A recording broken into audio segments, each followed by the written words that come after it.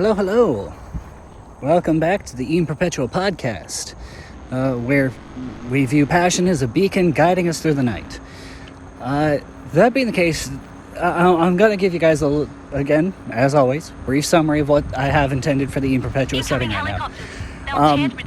I've stalled a little bit on the Great Mind arc, more than I wanted to, but that's because I started brainstorming something else, and the more I think about it, the more I still want to do the series I originally intended to follow up the Siegfried Saga with, because it's like acts in a play.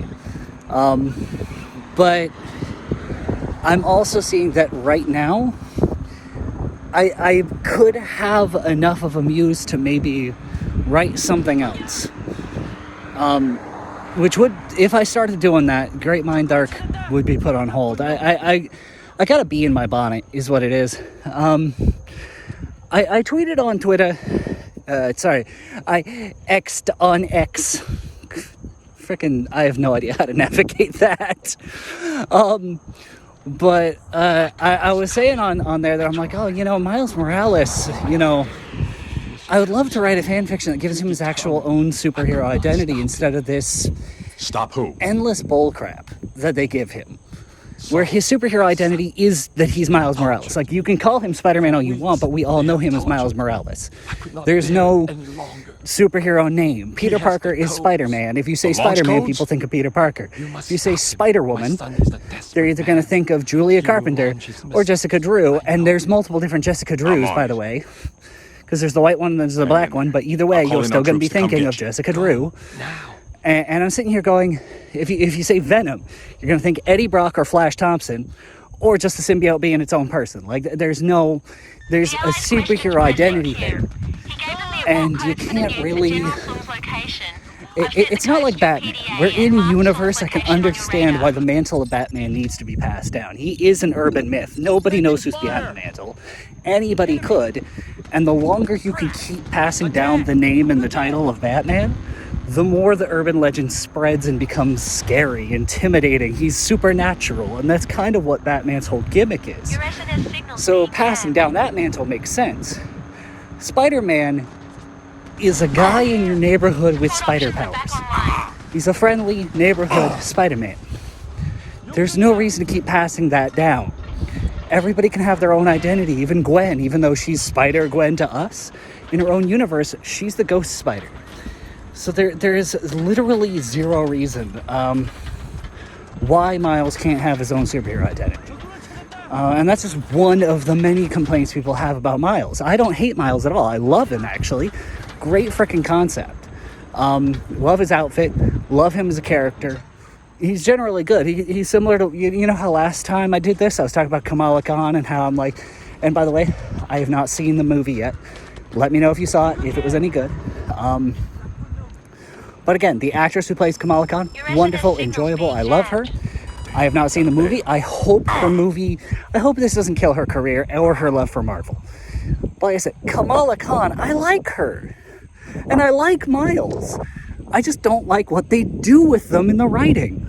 And it's frustrating because there's so much potential there.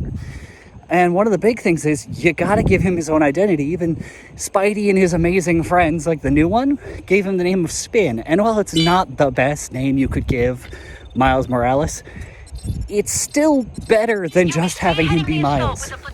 He's gotta have a superhero identity, and I'm sorry, but he was not able to stick the landing and become Spider-Man, which, to be fair, if Dick Grayson and Gordon can't stick the landing and become Batman, Miles didn't have a chance. There's just no way. Dick Grayson's the only person who really could bear the mantle, other than Thomas Wayne, but that's a whole separate flashpoint. So yeah, you may have seen that tweet, and I'd love to do that as a side thing, but that's not the big thing I had my mindset on. I've said before, I haven't written my magnum opus and put it out into the world yet. And there's a reason for that. It's because, one, I want to kind of figure out my vibe, my rhythm, my niche as I'm getting my stories out there. And I want to be able to finish up the Siegfried Saga. I do. It's a very frickin' cool series. I like it. I want to be able to finish it before I move on to something else. Because that's the thing with ADHD people.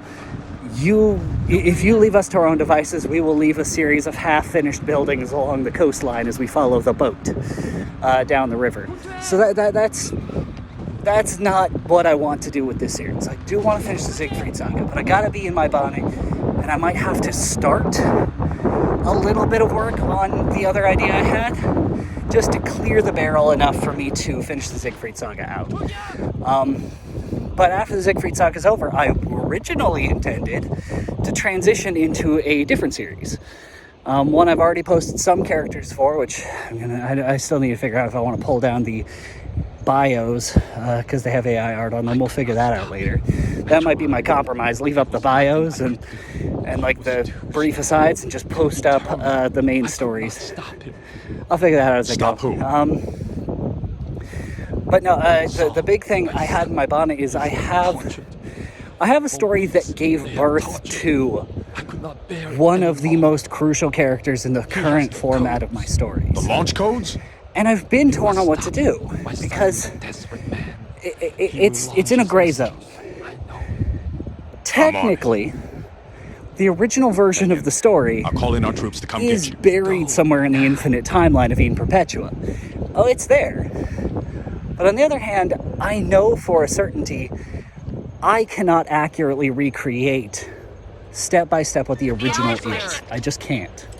And I've debated with myself. It's like, okay, do I want to take that arc and push it 10 years into the future and have the characters be fully grown when they go through all of this stuff, and, take advantage of my own measuring stick and go, okay, here's where they would have been 10 years if this story never happened.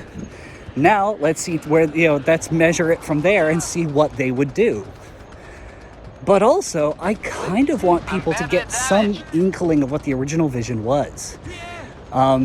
Which is kind of hard. Because I don't mind giving the framework for it.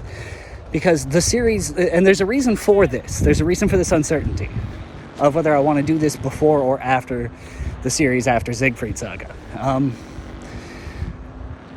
One of the big bads in the series I was going to move to in the series after the Siegfried Saga is connected to this series I might have to dip into, because I don't know what to call it other than the Scarlet Order timeline.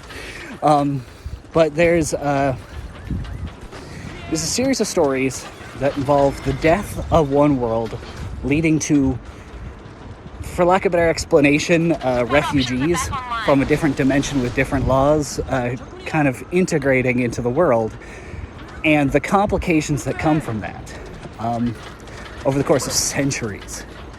And somebody slowly compromising their principles until they become an unrecognizable monster.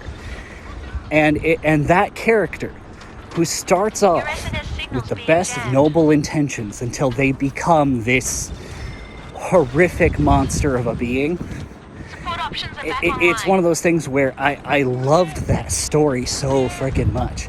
Because of that, led into... I don't know how to say this. Okay. One, nobody's going to listen to this. Two, frickin' sue me. Haha, joke. But I it's no secret, when I first started writing, I was writing fanfictions. Because that's a great way, seriously, all amateur writers, fanfiction is humiliating in some ways, because, dear Lord, is fanfiction just... There are a whole lot of people who put no effort into them, and it's just personal satisfaction, and that's always going to go poorly. But if you're an amateur writer and you're nervous about your world building and you don't quite know how to approach it, there is no healthier outlet for that than to go into a setting you already know, that you already have a passion for, and to create a brand new story with that lore, that setting, those characters.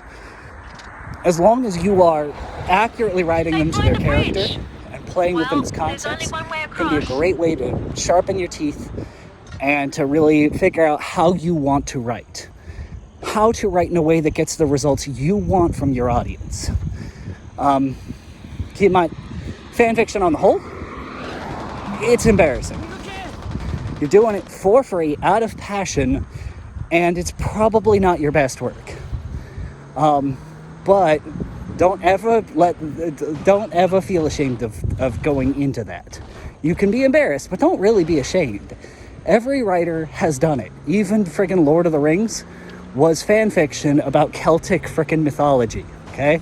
He just mashed them all together into his own unique setting to try and keep them alive, but he was pulling heavily from mythology. So, yeah, even the Wonder Woman comics, that's technically Greek fan fiction, because you're playing with the Greek pantheon. Possibly the Roman pantheon, but I think it's mostly Greek. I think they actually get it accurate there. I'll give them a pass either way. But the big thing I have overall for that is just fanfiction is not something to be ashamed of. That said, I had a fanfiction series before I decided to dedicate myself to working on my own standalone stories. I had a Ruby fanfiction series that I was doing right about the time season 4 came out. And I was like, oh, I'm so excited. Monty's dead, but at least we got this. And season 5 came out while I was writing it, and I went, I'm going to make sure my series doesn't do what that's doing. Because that has drifted. That has drifted from Monty's original vision and how he portrayed things. And it was irritating. For a few different personal reasons. I really resonated with how Monty approached things. And Ruby became unrecognizable from what I had come to know it as by the end of season 3. And I wasn't mad about that. I knew it just wasn't for me, and I backed out of the fan base. But I did want to keep working on my story because I liked my characters. I used to joke that they were going to go to season 12, whereas I had a plan to wrap mine up by volume 4. 1 volume for each continent with a big old climactic ending. And one of the characters that was spurned from that was popped out of the ether from that whole thing. And I say spurned, it's spawned, but it's spurned. That character is one of the more important characters in my current setting. So with that being the case, I knew that if I could, I wanted to write that at some point. I was putting it off for as long as I could to make sure I knew what I was doing so I could accurately represent it. But I think I have enough in me to write at least a little bit of it. I'm not 100% sure how I want to go about the execution. But the whole point being, I already had a whole setting that was perfect for transitioning those characters. And I already had things in my lore that were perfect for transitioning those characters that were 100% original to me into their own story. And while the initial layers to it might seem familiar, it goes wildly a different direction. And it needs to. And it very much, the initial layers might seem familiar, but I take it somewhere brand spanking new. And let's say the cast goes from a bunch of well-meaning teenagers to a battle-scarred and horribly traumatized son of a baker, a dead frickin' sociopathic Nobunaga, a mafia boss who actively tortures and kills people, and the frickin' most badass samurai woman you have ever seen ever. And it's they all earned their arc over the course of 4 stories. And all of their conflict was spawned from a standalone story that happened to establish the order they're a part of. And I absolutely freaking love the characters. I adore what I've done with the characters and where they're going. And generally speaking, I want to share that story with everybody. But I want to make sure I do it right. Because those characters have they have so many layers to them. There's so much I want to communicate without saying it outright. And there's a whole lot of twists and turns in there that are very they aren't like M. Night Shyamalan twists where it's like, oh, it changes everything.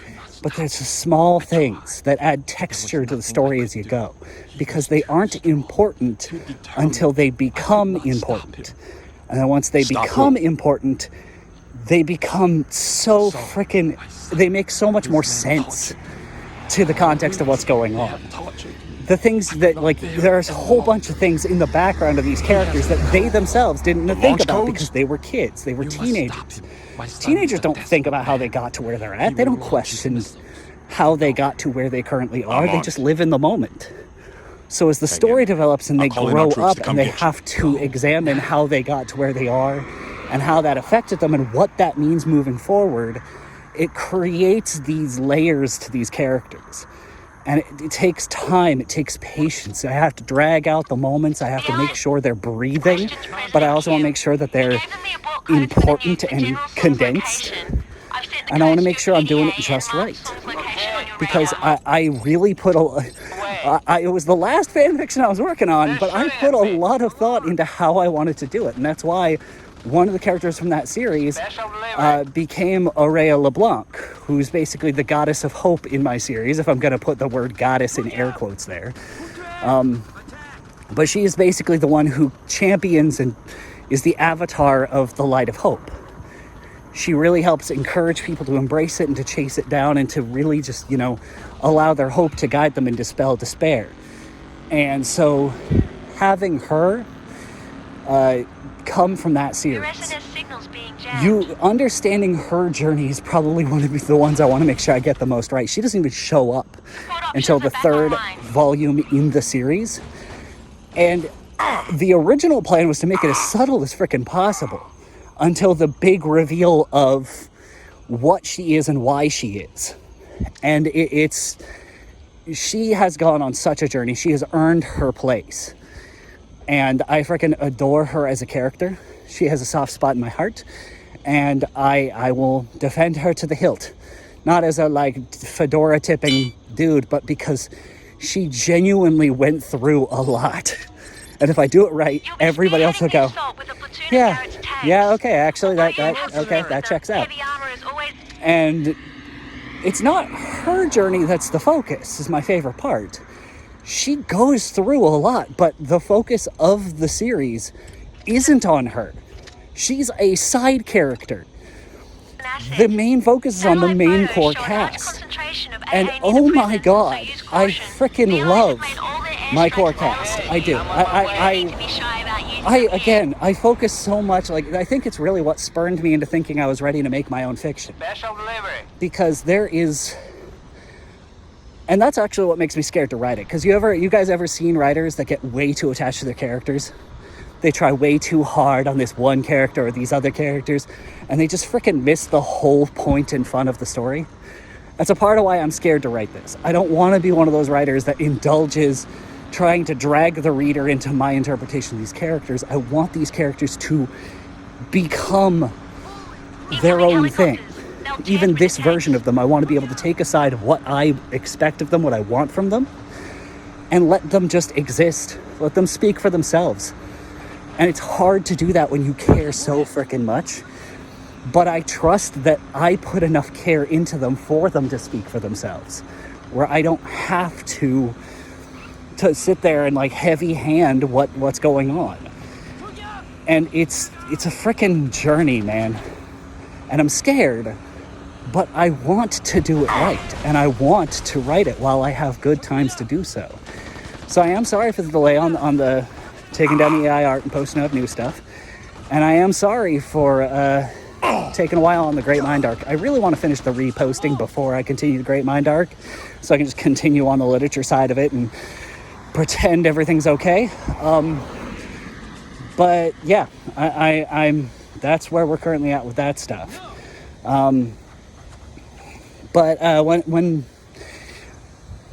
So the other thing I want to end up talking about is I have recently been replaying the Mercenaries series. Well, not Mercenaries series, just Playground of Destruction for the original Xbox.